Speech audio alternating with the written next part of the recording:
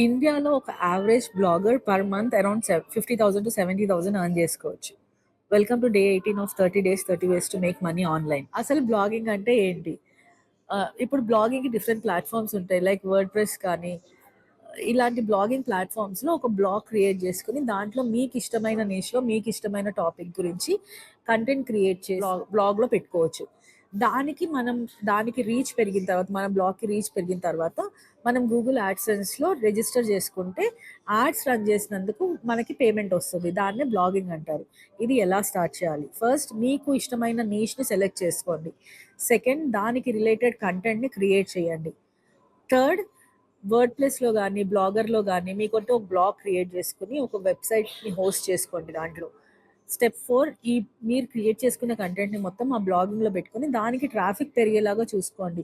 Traffic ఎలా పెరుగుతుంది అంటే ఈ లింక్స్ని మీరు డిఫరెంట్ సోషల్ మీడియా ప్లాట్ఫామ్స్లో అడ్వర్టైజ్ చేసుకోవచ్చు. మనకి ట్రాఫిక్ పెరిగిన తర్వాత గూగుల్ యాడ్సెన్స్లో రిజిస్టర్ చేసుకుంటే మన గూగుల్ యాడ్స్ రన్ చేసినందుకు పేమెంట్ అనేది వస్తుంది. సో ఇంకా ఏమైనా డౌట్ ఉంటే కమెంట్ చేయండి, నేను గైడ్ చేస్తాను.